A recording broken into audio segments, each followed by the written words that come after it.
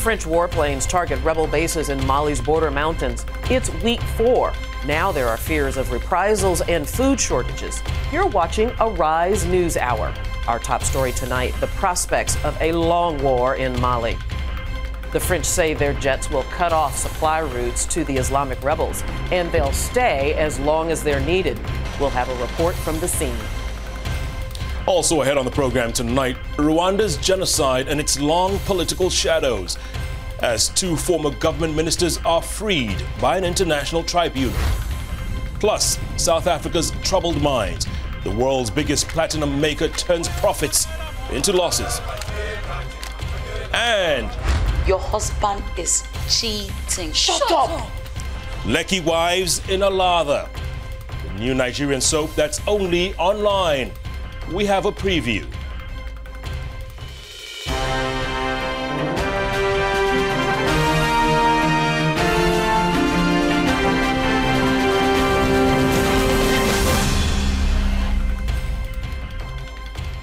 Good evening. You are watching Arise News Hour.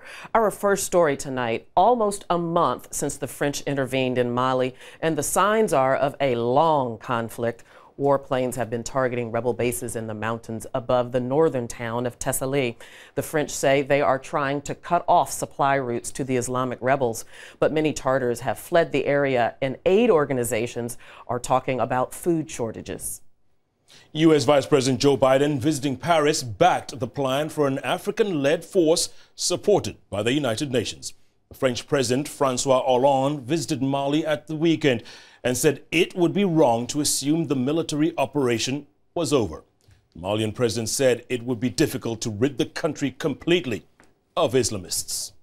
French warplanes bombed rebel bases this morning in remote parts of northern Mali. France's foreign minister said the aim of the strikes is to cut off the supply to the militants.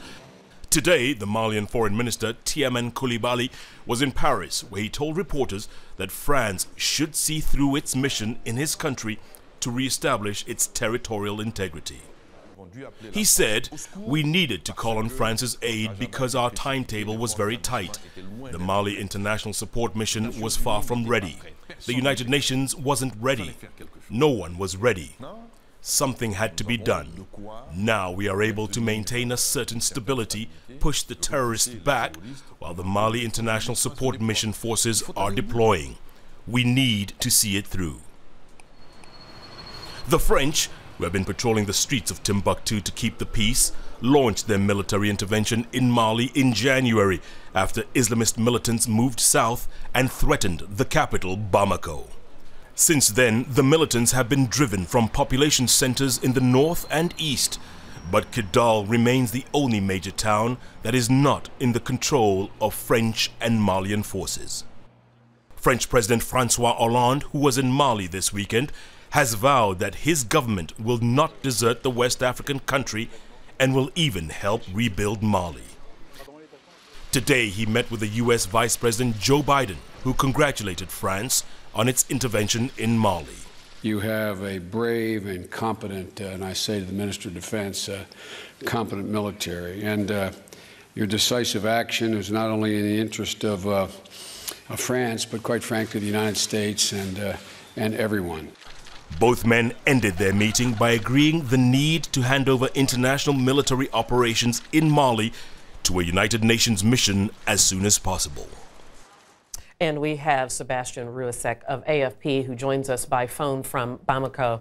Sebastian, of course, there was much excitement about President Hollande visiting over the weekend. He expressed commitment to stay in Mali for as long as it takes, but it might take a really long time. Do you think he and the morale of the troops have the stomach to go the long haul? Sure. Hi.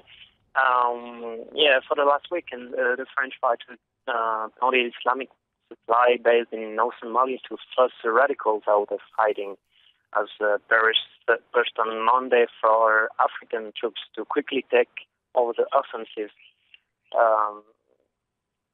Dozens of French fighter jets carried out massive airstrike on rebel trainings and logistics centers in the area around the last stronghold of Kidal over the weekend.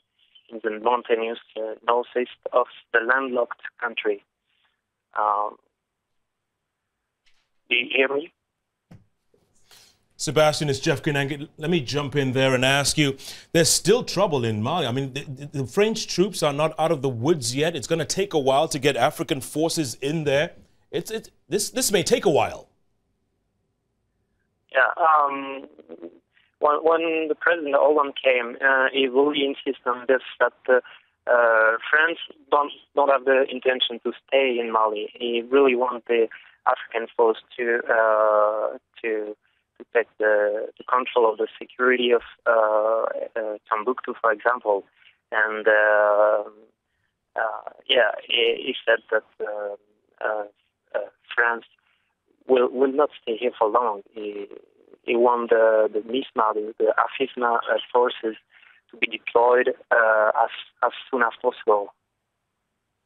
I wonder, Sebastian, of course, it took several months for the French troops to come in, and the Malian troops and the Malian people are so glad that they're there.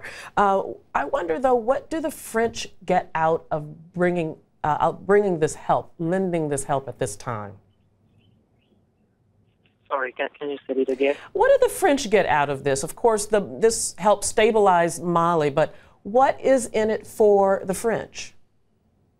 What is? Can you hear me, Sebastian? No, sorry. Say it again. I didn't hear the question. My question was, what is the advantage from the French perspective for joining in helping the Malian government rid this region of Islamic rebels? Yeah, because Islam was really a threat for all the region and the stability of the region, and also for France and Europe, because it was the Islamists were about to make a lot of problems here in the country when they stopped to attack.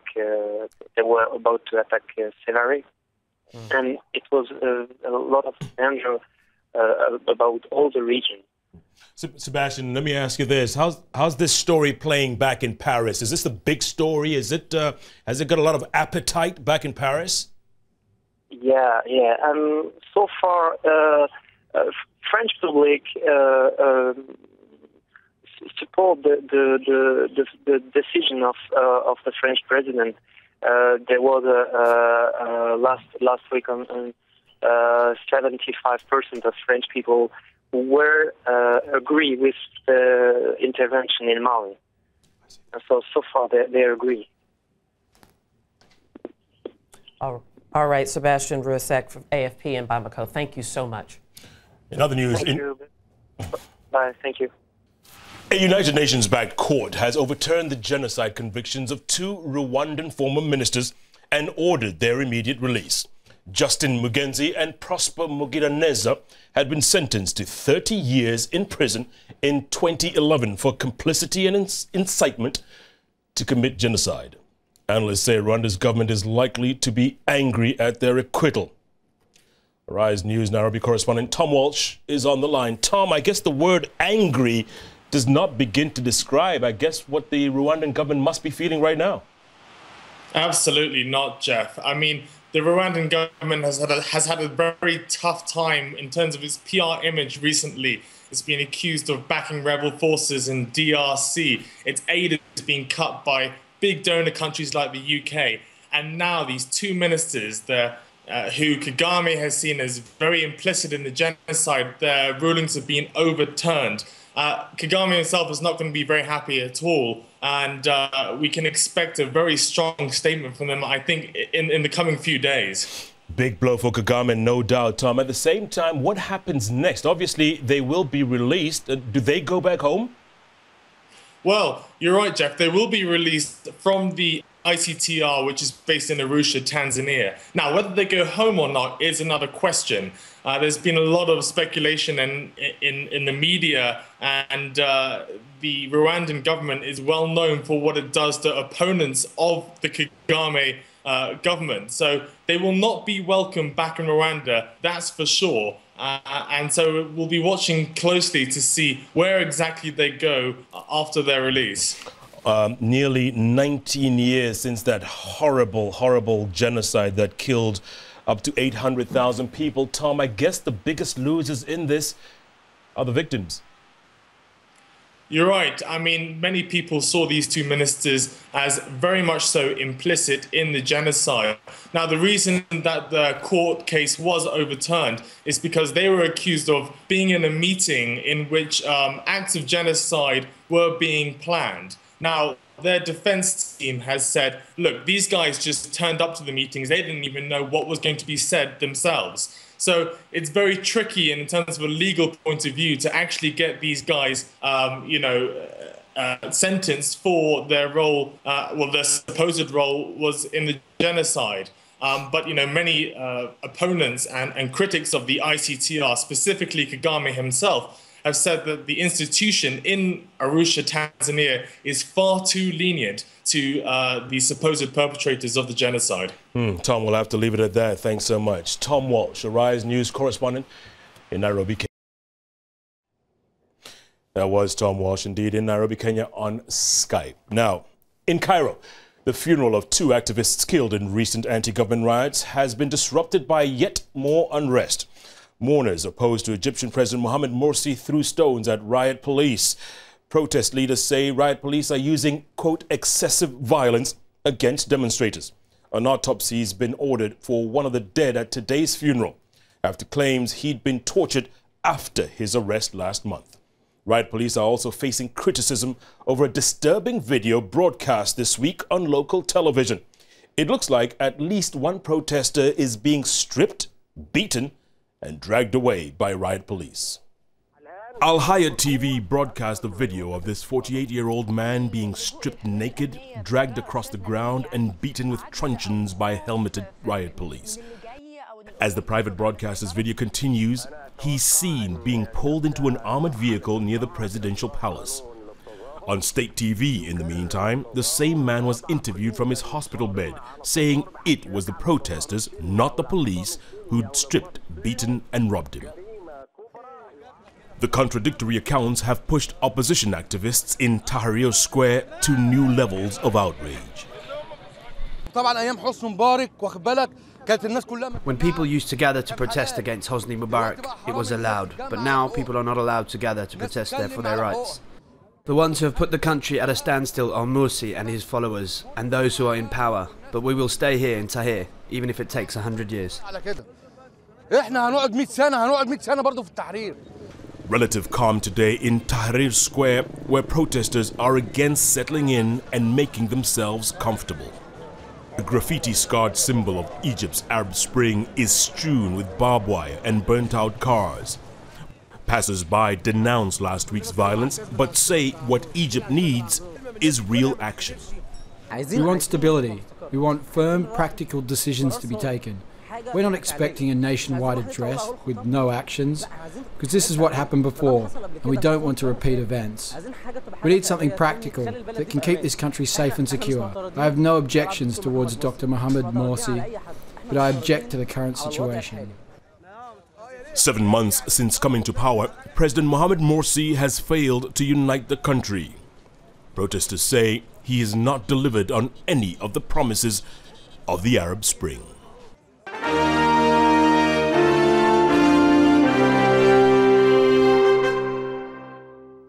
South Africa is rich in resources, including about 80% of the world's platinum reserves.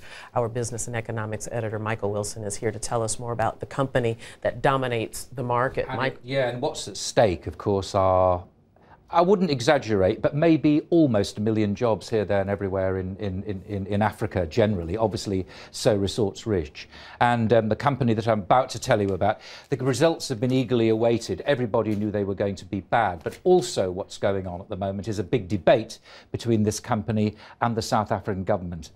It's Anglo-American Platinum, and it's announced a 1.4 billion rand full-year loss as it wrestles with soaring input costs and the effects of strikes. The drop in earnings is a stark turnaround for the world's biggest platinum miner, which posted a 3.5 billion rand profit in 2011. Workers at its operations in Rustenburg, northwest of Johannesburg, have been striking since September over plans to close 2 mines and lay off 14,000 workers. The labour strife has resulted in a loss of 306,000 ounces of platinum for the company, reducing its output by 8%.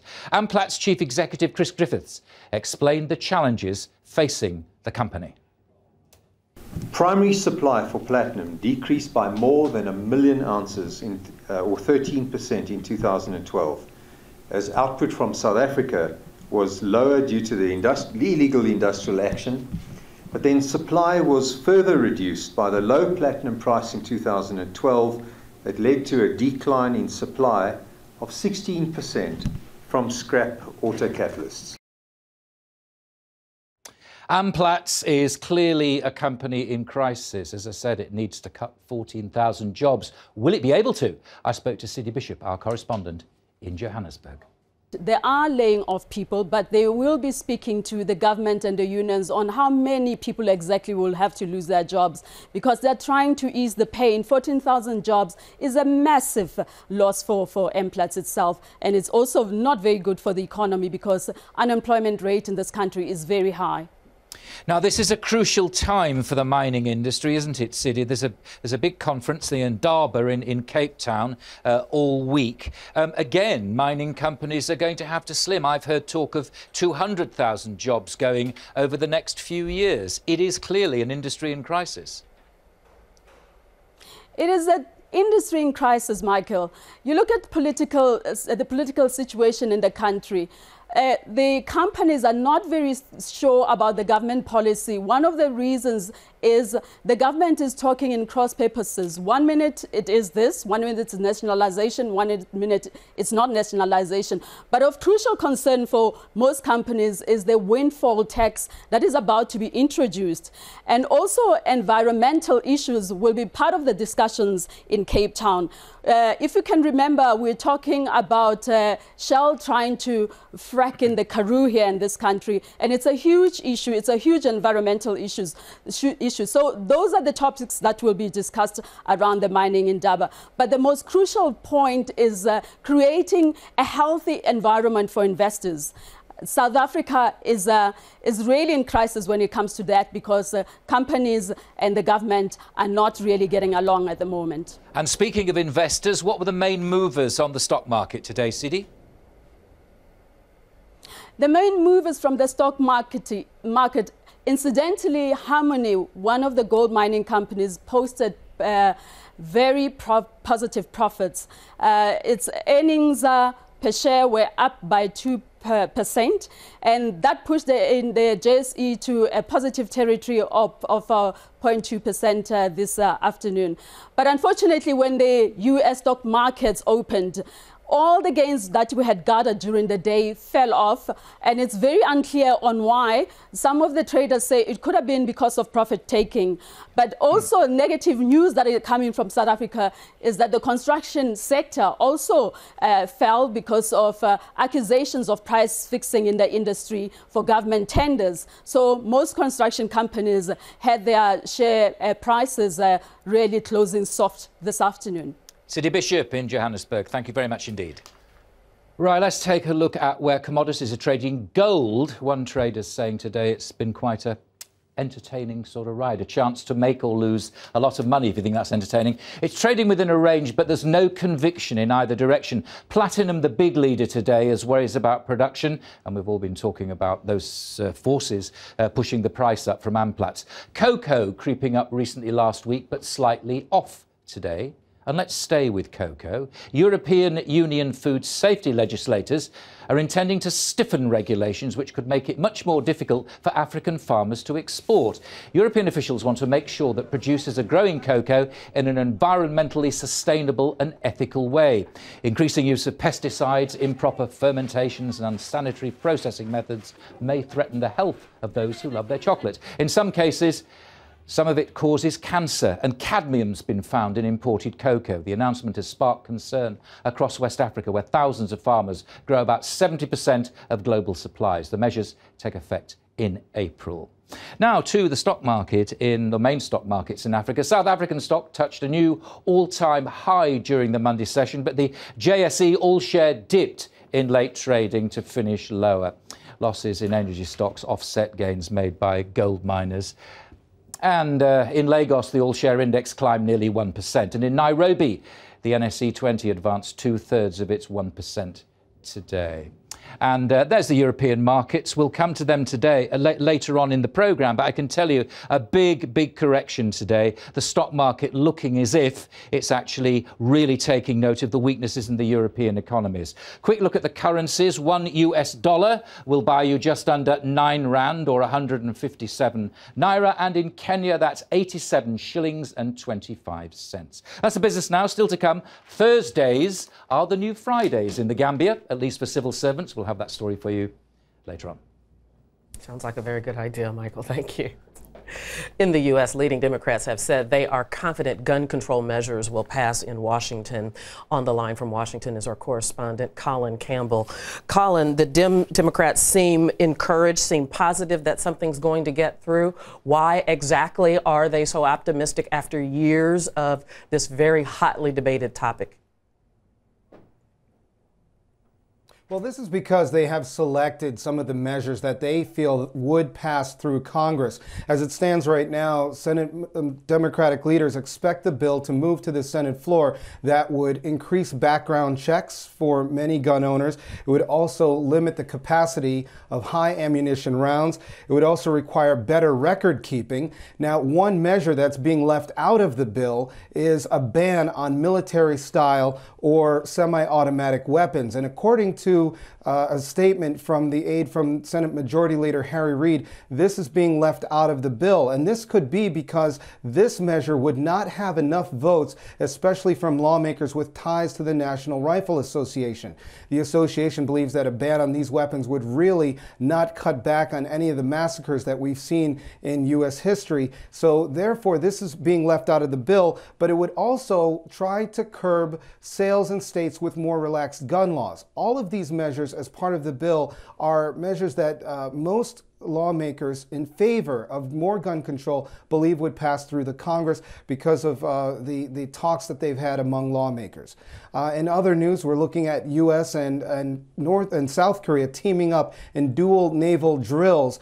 This is, of course, in response to intelligence that North Korea may be doing a third nuclear test. And as former Secretary of State Hillary Clinton warned that her successor would need to take on North Korea as a priority during their tenure, and true to form, the newly confirmed Secretary of State John Kerry spoke to his companion in South Korea, Kim Sung-hwan. They said that they would sternly respond to any provocation from North Korea, but they haven't said what those details might be.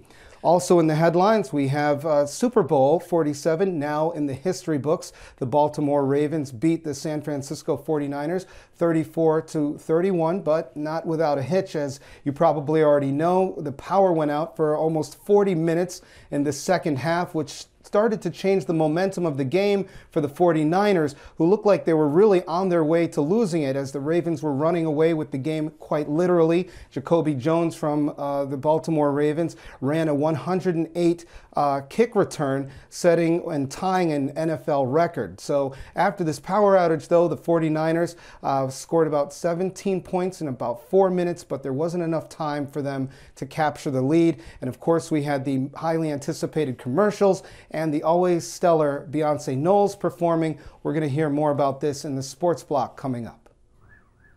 Oh, thank you, Colin Campbell there. Very comprehensive report from Washington, D.C. Chinese communities all over the world are set to celebrate the Lunar New Year this month. It is a time to scrub your house clean, to sweep out last year's bad luck, and make room for better luck this year. As Arise News' Danny Vincent reports from Beijing, the Lunar New Year is also a time for families to come together. It's the most populous nation in the world, and millions are on the move. It's known as the largest migration of humans on the planet, the Chinese New Year. A record 3.4 billion trips will take place this Lunar New Year when China sees in Year of the Snake, pushing transportation to its capacity. Hundreds of millions of this migrant worker class leave their inland provinces to work in booming coastal cities like Beijing. They make the cities and roads, the skyscrapers and apartments that are propping up GDP. It definitely feels uncomfortable if we don't go back home for the new year. It's love and affection for the family that drives us back home. It's time for me to get together with my parents, brothers and sisters. But this journey has also become an important economic indicator, an anecdote for what may lay ahead for the superpower in waiting. The number of tickets sold may tell us something about China's recovery. The economy is never too far away. The best thing in the Year of the Dragon was that I got a promotion, a salary increase, and an apartment. For the Year of the Snake, I hope most for good health, a happy family, and to give birth to a snake baby. China is showing signs of recovery, which is good news for the rest of us. Its economy is the envy of the world. As long as China keeps growing, many of these workers will return to the booming coastal cities. But some may be tempted otherwise. Last year I found it difficult to make money. My wages weren't very high. They were pretty low. But life's not so tough. I'm happy with what I have. The Year of the Dragon has been turbulent by Chinese standards, but it must now make way for the Year of the Snake, an unpredictable year in Chinese tradition. In 2013, China's new leadership must maintain this level of growth. It's essential to China's stability. They must ensure that the millions of migrants that make this journey home will return in the new year. Danny Vincent, Arise News, in Beijing.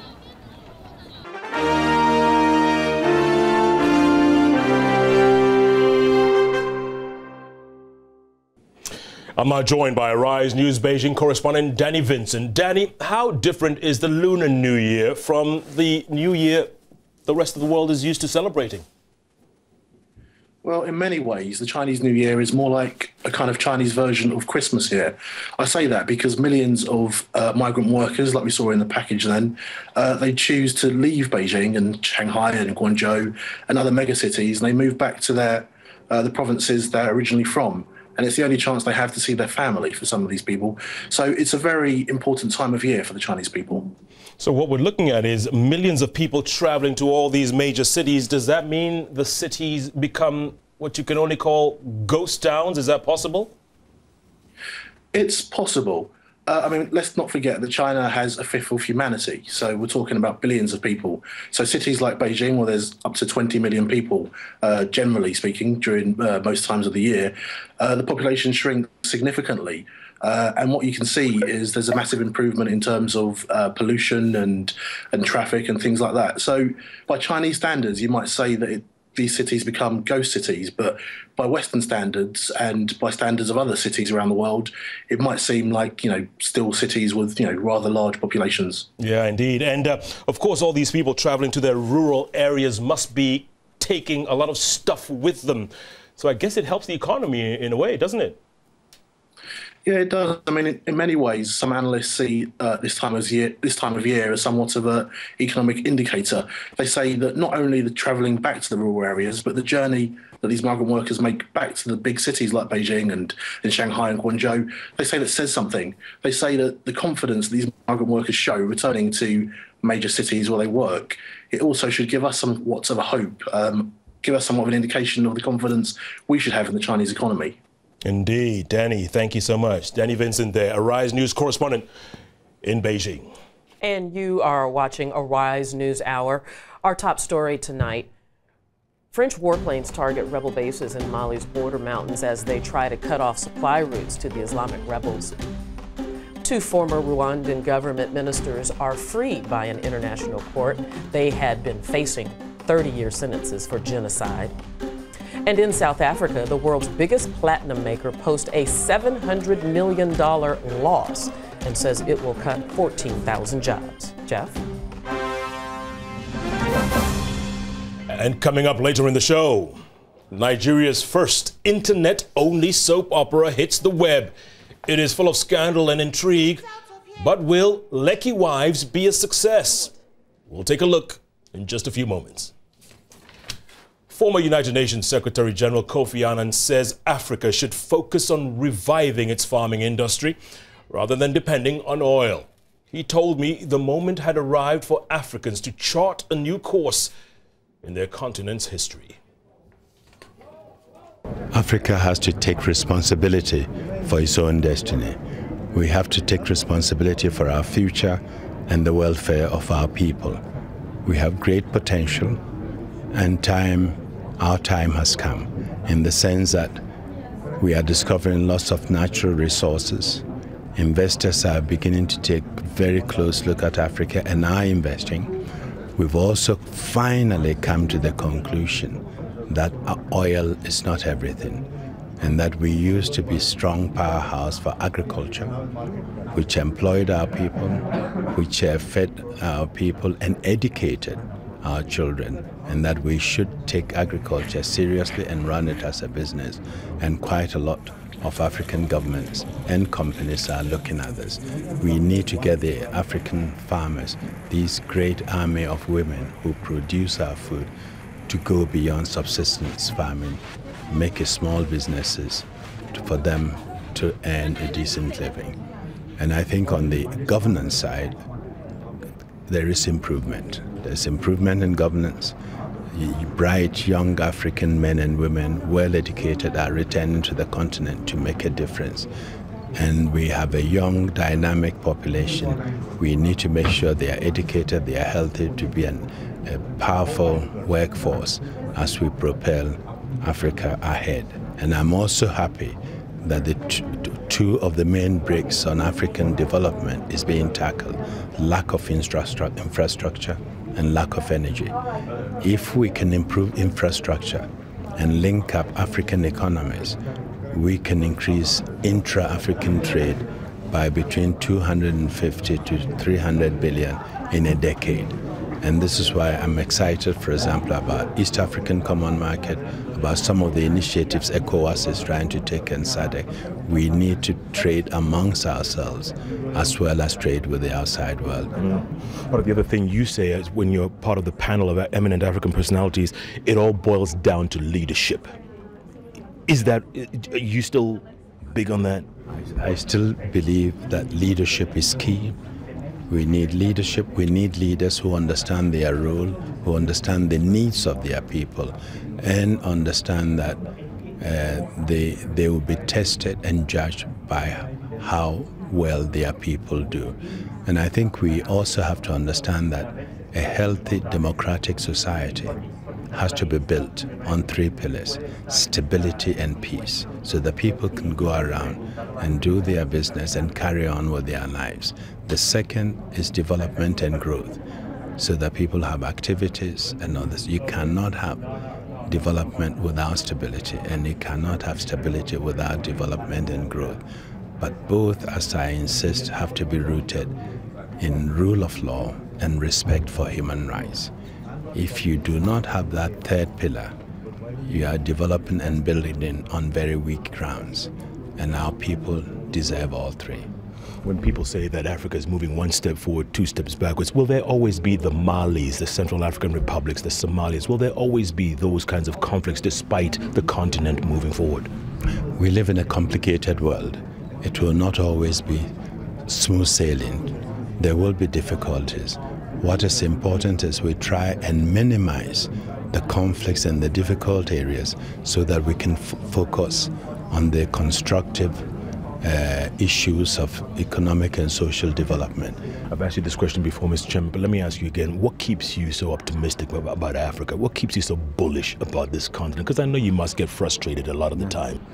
No, I am excited about Africa because of the young people, the next generation. First of all, I think the time has come for us to see generational change. Younger people taking over from people my generation and others, who in some cases we've let down the continent. We haven't provided the leadership that is needed. We haven't been able to take charge the way we should. 50 years on, some people still blame colonialism for our failures. When are we going to take responsibility? So the young people give me lots of hope The economic indicators that I have given you is also very positive. And what is even more important is that the people realize that they have power. And where the leaders fail to lead, the people will make them follow. And that bright young African population could be a very positive, if you wish, demographic dividend. And I see a dynamic Africa trading with itself, a dynamic Africa with young leadership taking charge and determined to make Africa what it ought to be. So I'm very, very bullish on the continent. And the source of my inspiration and hope comes from our young people, young men and women. So let them take over. I keep saying, one is never too young to lead. So those with leadership qualities, those who want to do something about the environment and the situation in which we live, should be encouraged to do it. It's their turn, it's their world now. They should take it and make it the Africa they want to see. And now for a roundup of some of the other stories making headlines today. Rebels in the DRC could sign a peace deal by as soon as the end of this month. That's according to the M23 rebels, who've been in talks with the Congolese government since December. A deal would end the 10-month-long rebellion in the east of the country. But a spokesman for the government is less optimistic and warned the peace process was being slowed by, quote, capricious demands from the rebels. And even if the ceasefire talks are successful, President Joseph Kabila still faces challenges. A newly formed rebel coalition, the Union Revolutionary Force of Congo, today announced its opposition to Kabila's regime. A French-owned tanker has been hijacked by Nigerian pirates off the Ivory Coast. The owner lost contact with the ship late last night, and 17 crew members are as yet unaccounted for. The vessel seizure is believed to have taken place in the Gulf of Guinea, where attacks are on the rise. It's the second time in less than 3 weeks a ship has been boarded in the region. The Somalian coast is the only region where pirate attacks are more frequent. And you'd have thought being the son of a dictator might have afforded you some protection from school discipline, but the son of Robert Mugabe has discovered he isn't above the law. 16-year-old Bellarmine Chatunga was expelled from his top private school for what they call consistently poor behavior. School authorities apparently agonized over the decision, of course, fearing repercussions. Bad behavior, though, seems to run in the Mugabe family. Mugabe's eldest son, Robert, was also expelled for, quote, ill behavior. Let's turn our attention back to business. What a story about the Mugabes. I love it. What was the best trick you've ever played on a teacher? We used to put matches in the chalk. Matches? You know, yeah, and then, of course, we'd be writing and then, and it would... Is that good? It's a wonder you survived your childhood. Yes, I only just need... I think we put a tack in the seat. That was You think that's what young Mugabe did? I hope so. Yeah, it'd be fun, wouldn't it? I doubt it's probably something rather boring, but who knows? Anyway, a down day for stocks in Europe. And here they go. And as far as stocks are concerned, a real correction, a combination of an expected correction, which I was talking about on Friday, and the corruption scandal in Spain, and uncertainty about the upcoming Italian election, all weighed on a market which had looked fragile in any case. For a couple of weeks, European equity markets have been defying gravity, but are now reflecting their respective economies with a bit more realism. On Wall Street, the Dow actually fell back below 14,000. All but two stocks on average are lower. Factory orders came in below market expectations. One analyst said investors are on a razor's edge when it comes to the economy. The broader market, the S&P 500 and the technology-rich Nasdaq are also lower. Now, the US mortgage market seems to be coming back through. There are new entities lending to consumers. I asked our correspondent Chitra Nobat, who's joining the industry, and is this generally good for borrowers?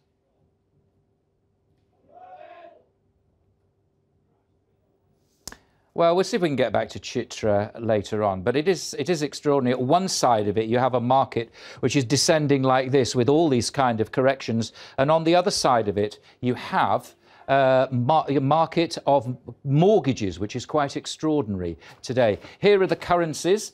And the euro's current strength is actually vulnerable because of worries about the eurozone. Again, I was saying about that yesterday, it took a bit of a knock as Spain reported more unemployment problems and a corruption a scandal which threatens the Prime Minister. Sterling, well, the continuing quiet crisis, it's weakening, and one top-rated bond investor in London has reduced its fund invested in sterling by 50%. Right, let's try Chitra again in New York and those new entities coming into borrowing for consumers. It does. Small mortgage lenders are on the rise in the U.S., according to Reuters. And they basically pose competition for the larger banks, such as Wells Fargo and JPMorgan Chase, who currently lead in mortgage lending. These small lenders are a rising niche, and together with community banks, they feel that they can serve consumers better because of mortgage pricing, and they've got more efficient operating processes. They've got lower costs, lower interest rates, and because they have faster, leaner processing times, they feel that they can be more aggressive with pricing and servicing than the larger, more well-known banks. Now, the growth of these lenders does, well, actually, Michael, the growth of these lenders does pose a risk for regulators, because regulators now have to try to keep up and police these institutions effectively. That's very interesting. Now, auto sales for January, how did they do? Industry auto sales were up 10% for January compared to last year, reflecting that consumers are getting ready to spend. For the past few years, consumers have been cautious because of the economic environment, but with economic indicators leading to recovery, consumers are eager to get out there and buy new cars and feel good and upgrade. And so what we're seeing is General Motors, Ford, Toyota, and Chrysler all experiencing double-digit growth in sales. Now, let's turn to the markets, if we may. We saw that 14,000 barrier breached on Friday. It seems to have come down again today. Are these sorts of levels sustainable, do you think, Chitra?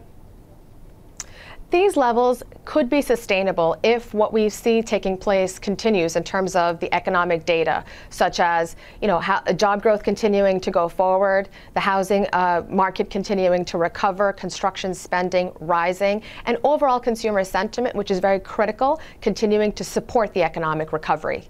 We talked about the Super Bowl, obviously, on Friday. You no doubt enjoyed it and so on. But you mentioned that obviously we saw that power cut, and apparently it had an economic effect. Did it? How did that work? Well, Michael, I know you and I are both sad that our favorite team, the San Francisco 49ers, lost. I mean, that was very upsetting, I know, to the both of us. But hopefully the 34-minute blackout that happened after the halftime show, that does not happen again when the Super Bowl is in New York next year. Basically, analysts are still assessing the economic fallout because advertisers paid at least $4 million for a 30-second commercial spot, in addition to the tremendous investment that companies make to create new and innovative ads. So this morning, some companies, as well as some fans, are not happy.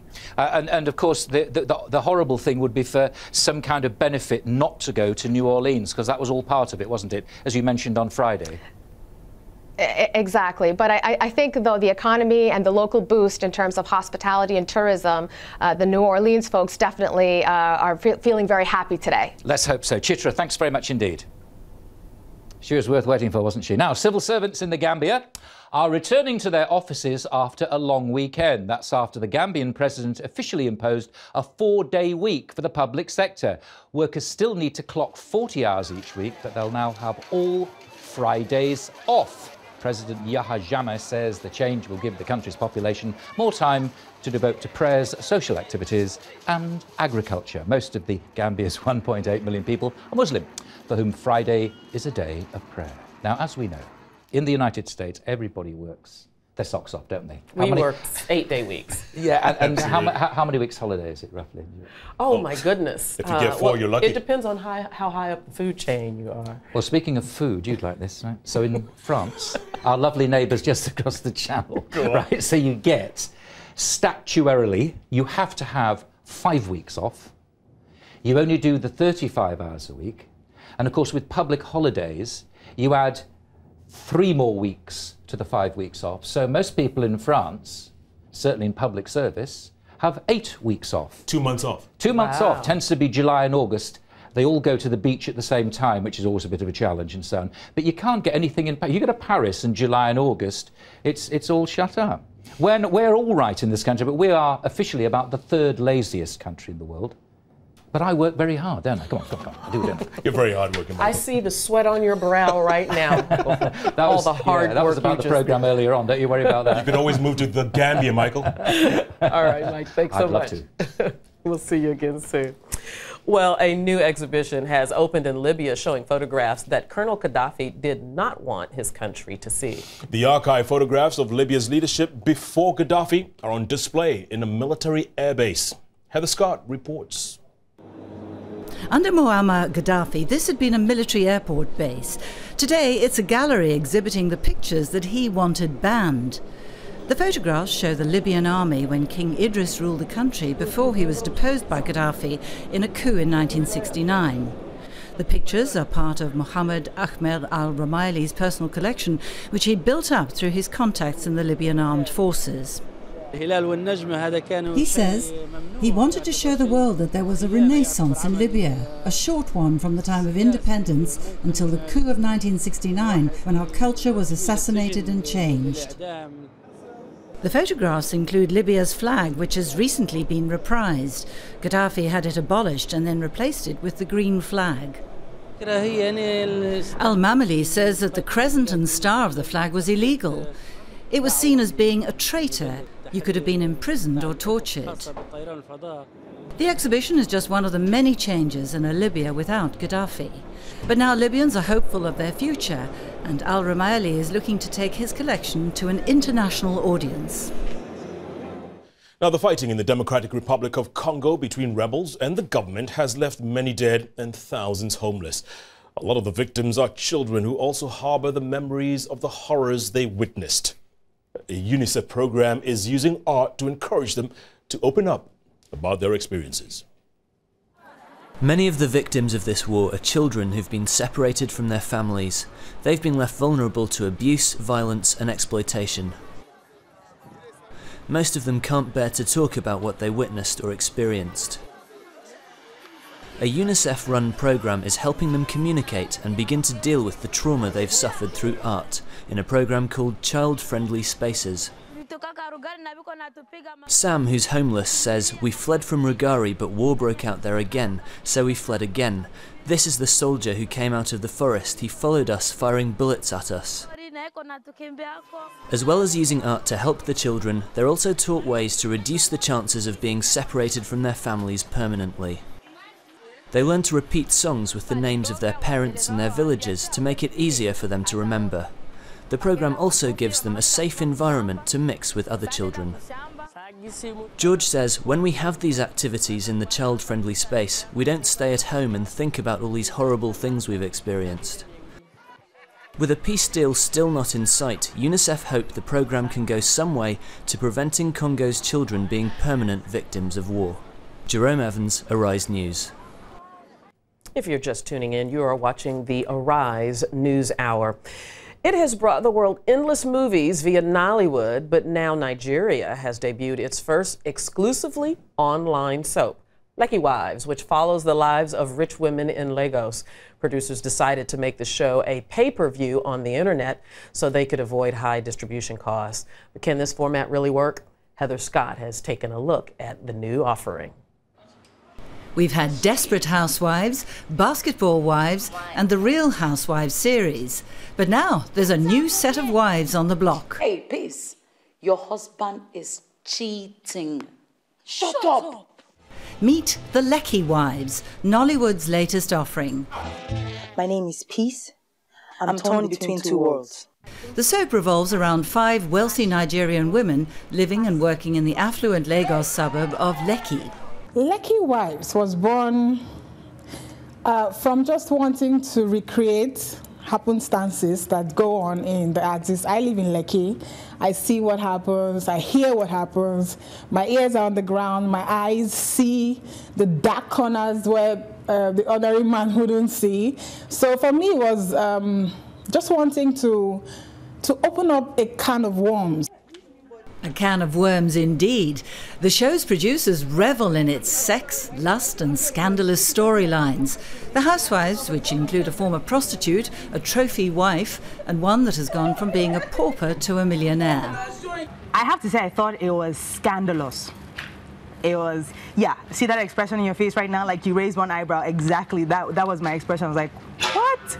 You know, and I'm like, are we ready for this kind of storytelling around here? Because let's be honest, Nigerians, most of us are kind of hypocritical. We do stuff, but then we don't want other people to know that we're doing them.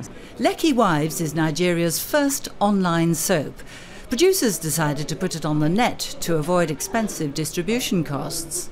Do a series or a movie, you take it to the theaters, we know the stories that happen with the theaters, you release on DVD, there's distribution wahala, you take it to the TV stations and you're expected to pay to show your content.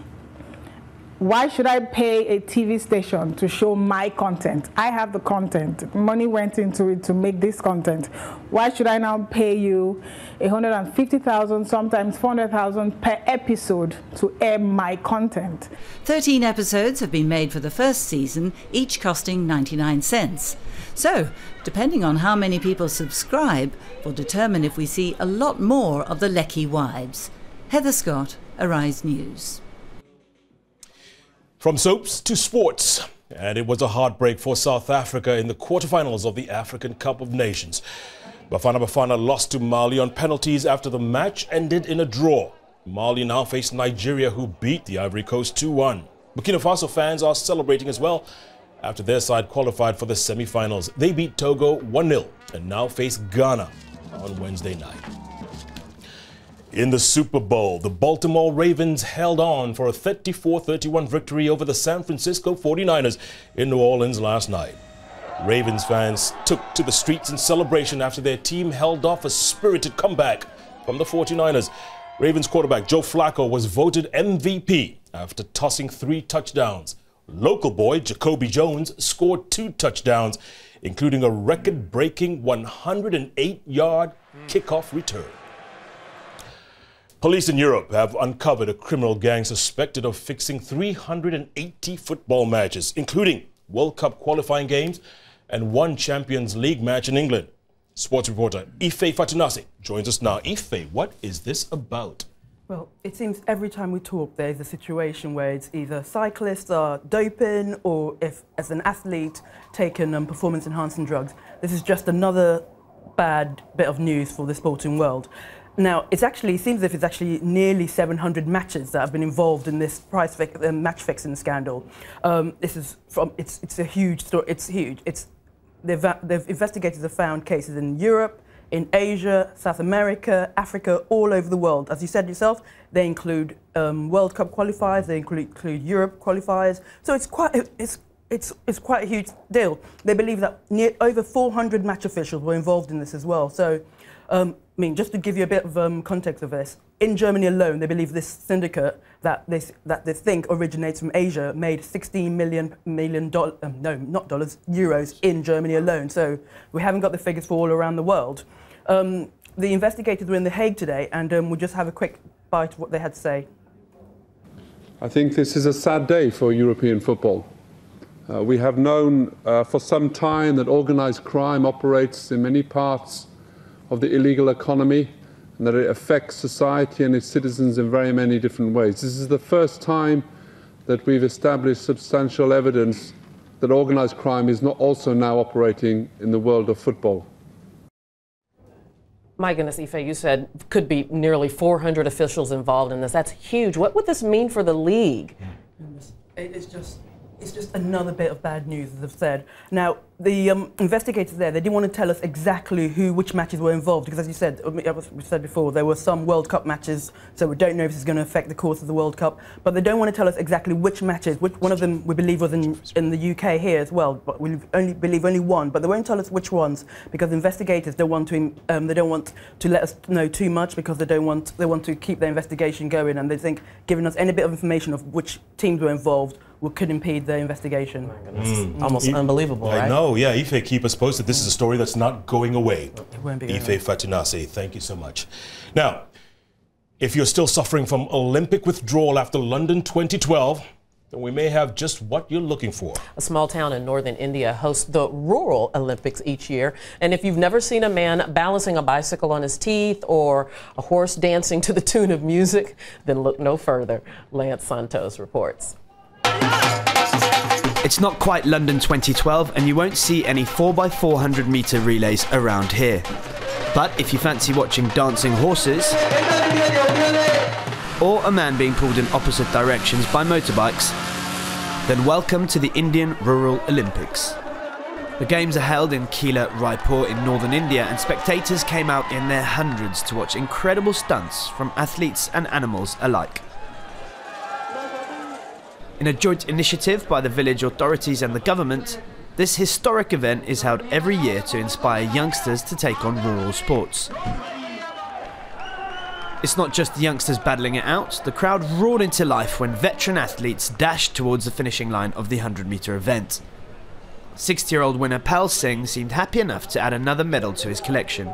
I was a teacher by profession and also coached the football team. I later joined the Veteran Athletics Club and have gathered 35 state medals in sporting events other than 7 national medals.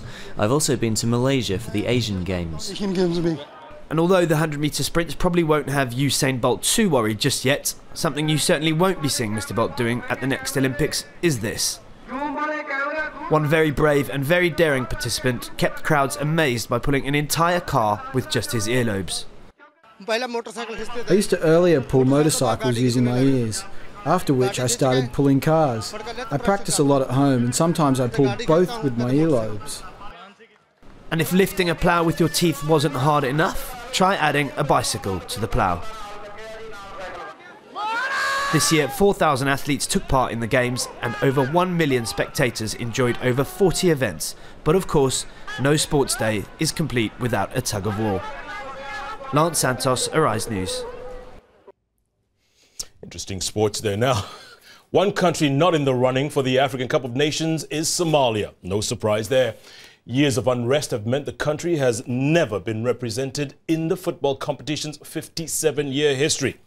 But as Will Took reports, that could soon be about to change.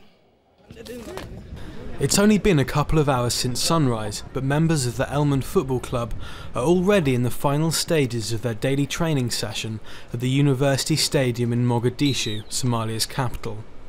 They have to be up early to avoid the heat, but you won't hear any complaints here.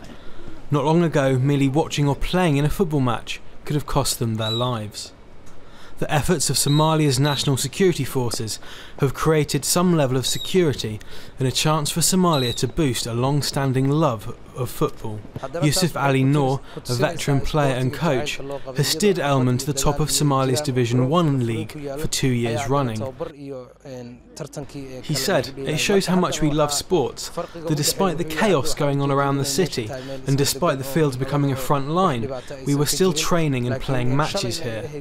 Now you can see the area is calm and security is back, nothing like what it was before." In the past, Al-Qaeda militant group Al-Shabaab banned the watching and playing of football. But now, with money from FIFA, the Federation has laid an artificial turf at the 7,500 capacity stadium. Soon, repair work will begin on seats, parking and other facilities that are currently riddled with grim reminders of the past. Somalia's national team, the Ocean Stars, has never taken part in the African Cup of Nations since it started in 1956. But with new facilities and scores of Somali players in East African, Middle Eastern and European leagues, hopes are high that soon could change. Will Took, Arise News. And finally, archaeologists have found the body of a British 13th century king under a car park in the Midland city of Leicester. King Richard was the last British king to die in battle, and historians have long believed he was buried in or near the Greyfriars Church in Leicester. But it wasn't until workers started excavating the parking lot next door that the king's skeleton came to light. Very interesting. Michael, I have to ask you a question here. The journalists actually applauded at the end of this press conference announcing the confirmation of the bones that they were King Richard's. Yeah. Who cares? Well, I suppose what it does is, that is a very good question, because what it does is it confirms, in as much as history ever does, that he did have a crook back. And he was depicted as a sort of picture of depravity, basically, by Shakespeare. But what it doesn't do, it doesn't spoil the play, because there is still the mystery, there's still the ambiguity. Nobody's really sure about whether he was a good man or a bad man. And it was great showbiz for the crowd, so nothing wrong with that. I'll tell you what, though, if you two are really going to be theatrical agents, put on the play right now, you'll make $1 million, I'll tell you. Interesting. He was a hunch, wasn't he? Yeah. I have a hunch. All right. Thank you so much for joining us. We'll see you tomorrow. Good night.